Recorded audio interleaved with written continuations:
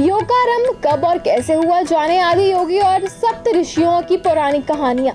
आज अंतर्राष्ट्रीय योग दिवस है, लेकिन क्या आप जानते हैं यूएन ने 21 जून का दिन ही योगा डे मनाने के लिए क्यों चुना? अगर नहीं तो आप यह पुरानी कथा जरूर सुने।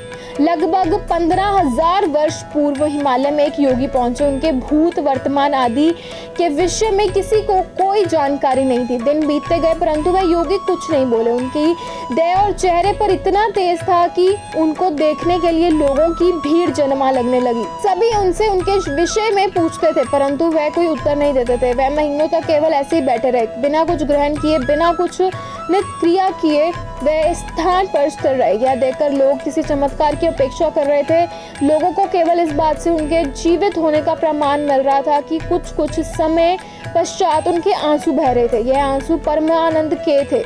जब व्यक्ति वह बहुत आनंदित होता है तब भी अश्रु बहते हैं। उन्होंने कोई प्रतिक्रिया नहीं दी। उन्हें इस प्रकार स्थिर देख लोग वहां से जाने लगे और अंत में केवल 7 लोग रुके रहे। वह ये समझ गए थे कि योगी निरंतर केवल एक ही स्थिति में बैठे हैं, अर्थात वे इस संसार के बंधनों और भौतिकता आदि से परे हैं। इन 7 लोगों को सप्तऋषि कहा गया और जो योगी यहाँ बैठे थे वे आदि योगी थे।